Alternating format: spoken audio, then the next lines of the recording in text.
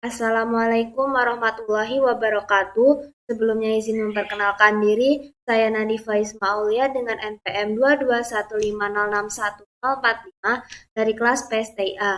Nah, di sini saya akan menjelaskan tentang implementasi kontrol suhu dengan Blink dan Node MCU. Nah, di sini saya pertama-tama akan menjelaskan hasil codingan saya. Nah, di baris pertama sampai baris ketiga itu terdapat define yang fungsinya untuk mendefinisikan Blink template ID, Blink template name, dan Blink out token. Nah, Blink template ID, template name, dan out token ini dapatnya dari website Blink yang udah kita buat. Selanjutnya, di baris kelima juga terdapat define. Nah, ini di baris kelima ini dia mendefinisikan Blink print-nya.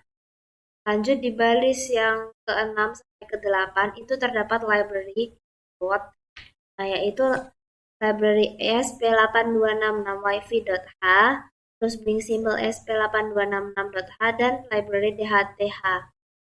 Lanjut di baris yang ke-10 terdapat char.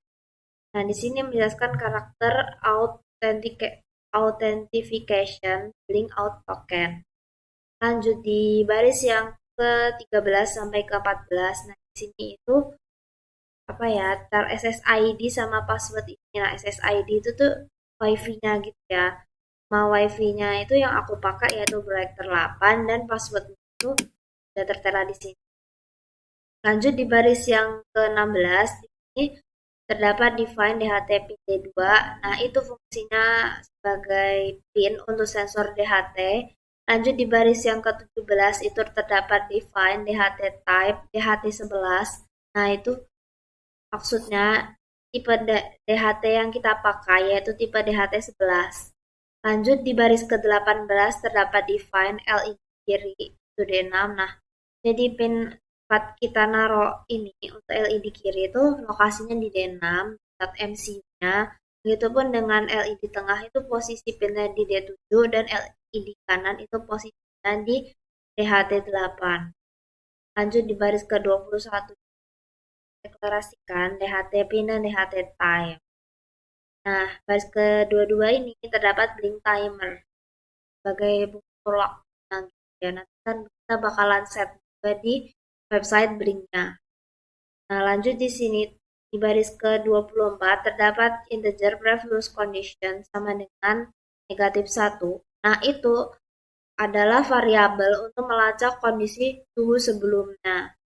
Lanjut di baris ke-26 ini terdapat void setup. Nah, di dalam void setup ini terdapat serial begin 115.200. Dan di dalamnya di sini terdapat link.begin, DHT begin, timer set intervalnya itu 1000L, dan send sensor. Di sini juga terdapat settingan untuk pin mode LED kiri, LED tengah, dan LED kanan. Ini juga bisa dilihat di baris ke-38 sampai ke-40 ini. Ini fungsinya untuk memastikan semua LED itu mati saat awal. Lanjut di baris ke-43 itu terdapat void loop perulangan. Jadi void loop ini perulangan yang fungsinya untuk melakukan perulangan berkali-kali hingga mencapai suatu kondisi akhir yang bisa dicapai gitu ya. Lanjut di sini dia bakalan ngulangin dari blink run sama timer run.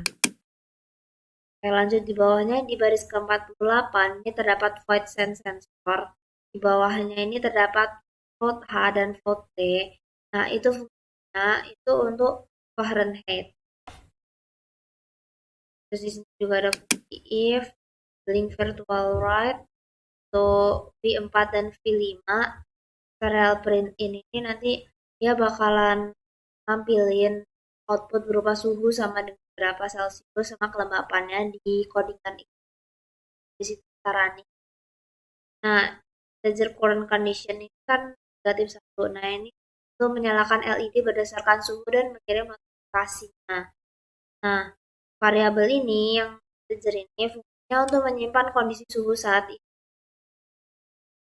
Lanjut di baris ke-68 sampai fungsi baris ke-96 ini terdapat percabangan if else. Nah, if ini jika T-nya lebih besar atau sama dengan 30,5, dia bakalan eh, ngambilin itu suhunya panas outputnya. Terus kalau temperaturnya itu kurang dari 23, maka suhunya dingin. Begitupun jika suhunya di antara 23 sampai 30,5, itu berarti suhunya maksimal. Lanjut di baris ke-99 terdapat previous condition sama dengan current condition. Nah, ini fungsinya untuk menyimpan kondisi suhu saat ini. Kalau udah selesai, kita langsung aja verification.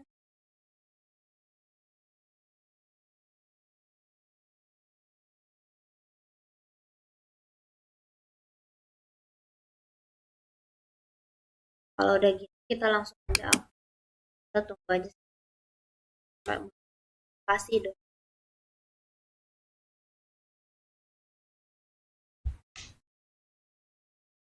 Masih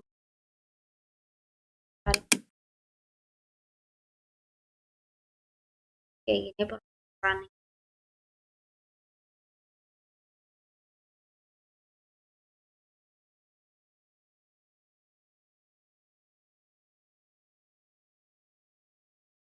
Kalau udah kayak gini berarti udah bisa.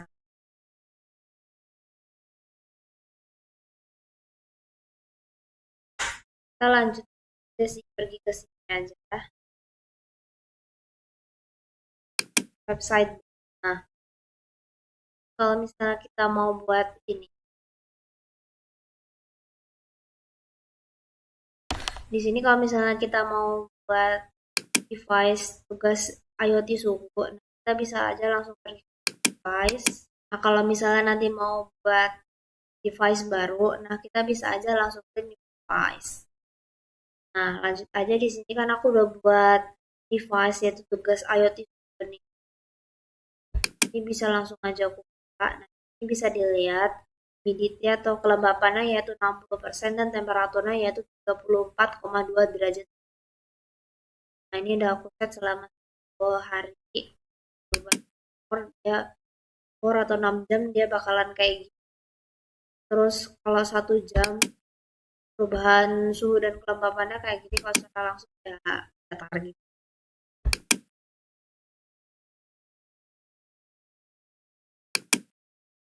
Nah, lanjut di sini. Nah, untuk humidity dan temperatur yang ini aku pakai label. Kalau misalnya mau nambahin tinggal di aja. Dan untuk bagian ini temperatur dan humidity yang buat di tengahnya aku pakai Go. Nah, terus yang temperatur sama humidity yang di bawah ini aku pakai. Nah, untuk ngedit humidity dan temperatur ini setelan V4 sama V6 ini data stream. Nah, aku buat dua data stream. Ini data stream yang pertama yaitu temperatur yang pakai pinnya itu V4, terus data type global, terus date-nya yaitu derajat Celcius dan Israel itu adalah.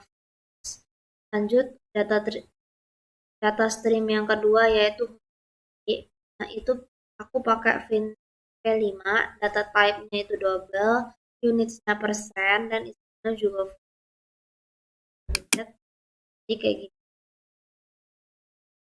Kalau di temperatur ini di general set min-nya itu adalah 0, max-nya adalah 100. Aku pakai desimalnya ini agar titik 00 default. Nah, kalau mau biar codingannya bisa jalan dan saling terhubung, kalau misalnya mau historinya ada, gitu, kita klik aja ini. Kita bisa lihat history data dan suhu yang udah tampil gitu.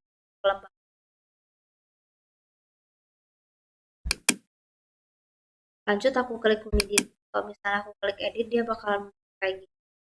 Jadi dia editnya pakai persen, batch. Nah, aku set min-nya itu 0, max-nya itu 100, desimalnya sama kayak temperatur tadi. Aku juga pakai default value, terus yang pakai enable history datanya itu dihidupkan biar kita bisa tahu history dari humidity. Nah, sama alatnya tersambung.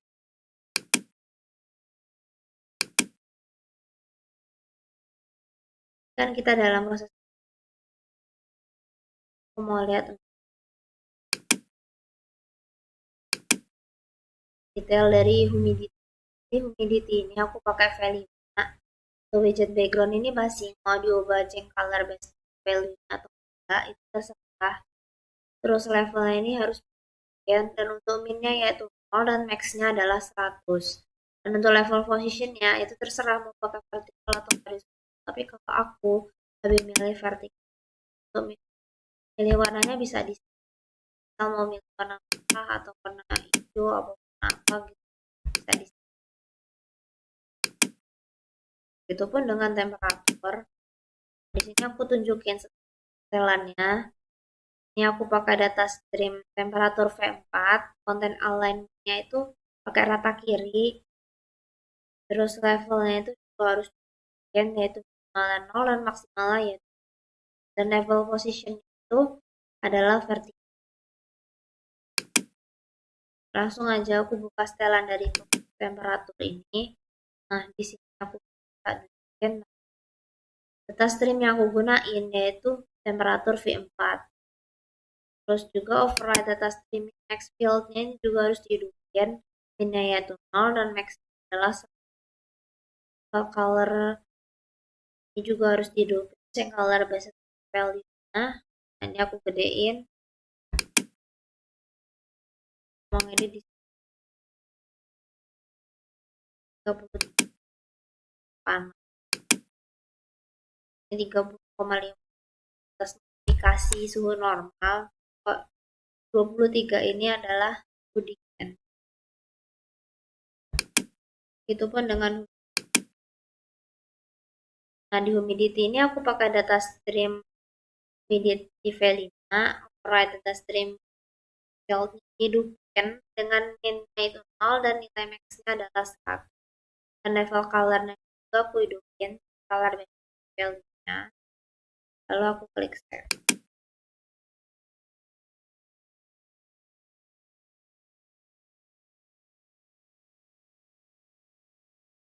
Terus untuk temperatur juga bakal aku tunjukin dalam bentuk chartnya. Ini aku pakai temperatur 4 dan sampingnya ini aku masukin AVG. Variable zoom sama zoom legend juga harus untuk humidity juga sama kayak temperatur. Nah, di sini aku pakai data stream yang humidity V5 dan pakai AVG off. Variable zoom sama zoom legend juga harus biar bisa berjalan kasih HP. Nah, langkah selanjutnya yaitu kita akan ini aku udah buat itu ada 3. Yang pertama normal, dan yang kedua yaitu panas, dan event yaitu suhu dingin. Nah, untuk event yang pertama yaitu normal, itu kodenya normal, color yang yellow, type-nya info, dan notification-nya adalah info. Lanjut notification dan event kedua yaitu panas, itu aku pakai colornya warna merah, tipenya warning, notification-nya adalah info. Dan yang terakhir yaitu suhu dingin, itu kodenya adalah suhu underscore dingin, type-nya adalah warning, colornya biru, dan notifikasinya adalah. Kalau dilihat detailnya dia bakalan kasih. Nah, ini kita harus klik notification-nya biar notifikasinya bisa muncul. Nah, kita juga bisa klik mail tuh dan push notification tuh dan SMS tuh itu arahnya ke device or untuk deliver push notification as alert ini juga penting harus dihidupkan.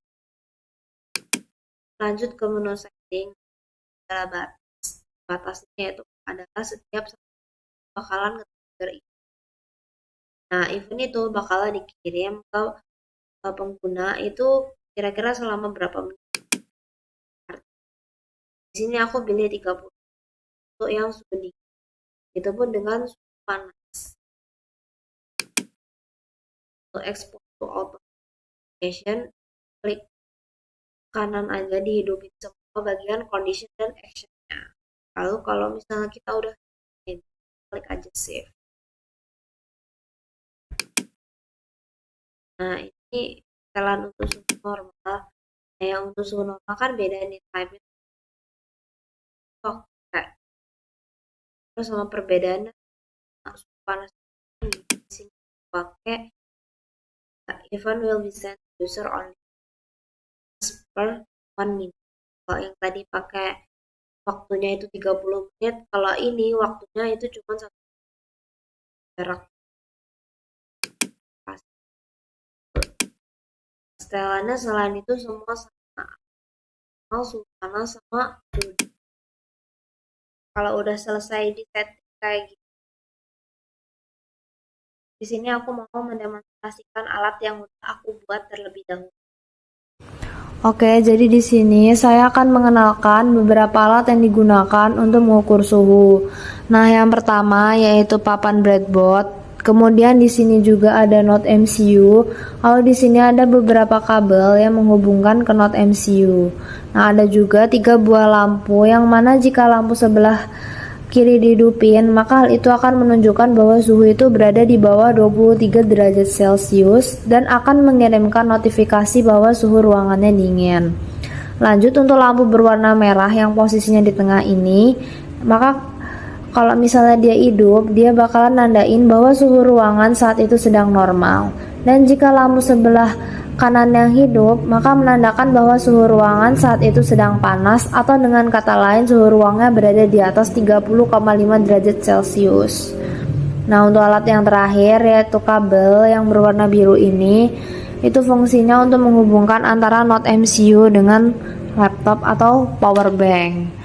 Nah, oh ya, ini ketinggalan satu lagi, ada pun juga sensor DHT11. Ini fungsinya untuk mengukur suhu. Nah, kalau misalnya nggak ada sensor ini, maka codingan kita dan settingan IoT Blink yang udah kita kerjain nggak bakalan bisa jalan. Oke, jadi ini dia alat-alatnya dan juga codingannya. Nah, di sini bisa dilihat dari hasil pengukuran suhu ruangan yang udah aku lakuin selama 24 jam. Di sini terdapat beberapa notifikasi yang muncul dari waktu ke waktu. Notifikasi ini muncul dari aplikasi Blink yang udah aku install ke Android dan juga notifikasi lewat email. Nah, ini dia notifikasinya. Nah, di sini juga bisa dilihat. Nah, ini dia notifikasinya. Nah, selanjutnya kita akan membuka aplikasi Blink. Nah, ini dia tugas IoT suhu yang udah ada di perangkat Android punya aku dan ini sekarang masih memproses. Sekarang kita buka bagian notifikasi. Nah, ini dia notifikasinya. Yang all, inaktif, dan lain-lain. Nah, di sini bisa dilihat pada pukul 00.11 pada hari ini itu suhunya panas, yaitu 34,20 derajat Celcius. Di sini juga ada notifikasi lain, yaitu online pada pukul 00.11 dan offline pada pukul 00.11 pada hari ini. Di sini kita juga bisa melihat notifikasi-notifikasi lain seperti inaktif, offline, online, suhu dingin, suhu normal, suhu panas, dan lain-lain. Di sini juga kita bisa nyelek tanggal seperti kemarin. Nah, di data yang kemarin itu terdapat beberapa suhu normal. Di sini bisa dilihat pada pukul berapa suhu ruangan itu normal. Di sini juga bisa dilihat pada pukul 23.34 itu terjadi suhu normal yaitu 29,80 derajat Celcius. Nah, di sini juga tidak ada suhu dingin, terus ada setelan waktu kita online, offline, terus inaktif. Terus sama yang ini adalah suhu panas. Nah, suhu panas ini contohnya suhu panas pada kemarin yaitu pada pukul 23.40 atau pukul 11 malam kemarin itu suhunya mencapai 30,70 derajat Celcius. Jadi ini dia hasil pengukuran suhu selama 24 jam yang udah aku coba kemarin. Nah, jadi di sini aku melakukan percobaan selama 24 jam di 2 hari, yaitu hari Minggu 29 September 2024 kemarin, sampai hari Senin 30 September 2024 hari ini. Nah, di sini di hari Minggu ini aku ngukurnya dari jam 9 pagi dan akhirnya aku selesai ngukur pada hari Senin pukul 8.00. Nah, di sini temperaturnya terjadi kenaikan dan penurunan pola dengan humidity. Di sini bisa dilihat pada pukul 9 ada sampai pukul 10 pagi pada hari Minggu ini suhunya normal yaitu 30,2. Dan untuk suhu yang ini itu panas karena dia di atas 30,5.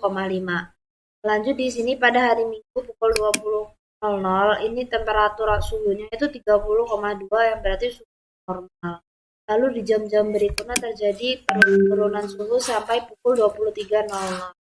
Lanjut di sini di pukul 00 atau 12 malam itu temperaturnya naik jadi 34,58 suhu ruangan. Lanjut di jam-jam berikutnya jadi kenaikan dan penurunan suhu, begitupun seterusnya sampai pukul 8.00 itu temperaturnya adalah 35,6 yang berarti suhu ruangannya itu panas. Lanjut di sampingnya yaitu terdapat humidity. Nah, humidity ini satuannya bentuknya percentage. Nah, di sini juga bisa dilihat pada hari Minggu pukul 9 pagi sampai pukul 10 pagi itu humidity-nya tinggi yaitu 77%. Seiring tambahnya jam itu humidity-nya berkurang. Jadi dari 77 ke 75, 75 ke 74. Lanjut di pukul 2 siang itu naik humidity-nya jadi 76. Terus turun lagi di pukul 15.00 jadi 75,9. Begitupun seterusnya sampai humidity yang paling rendah di sini menurut aku adalah pada pukul 5.00 yaitu 50,03. Oh ya, untuk temperatur ini yang paling rendah itu ada di kisaran angka 29,8 dan yang paling tinggi itu ada di angka 35,6.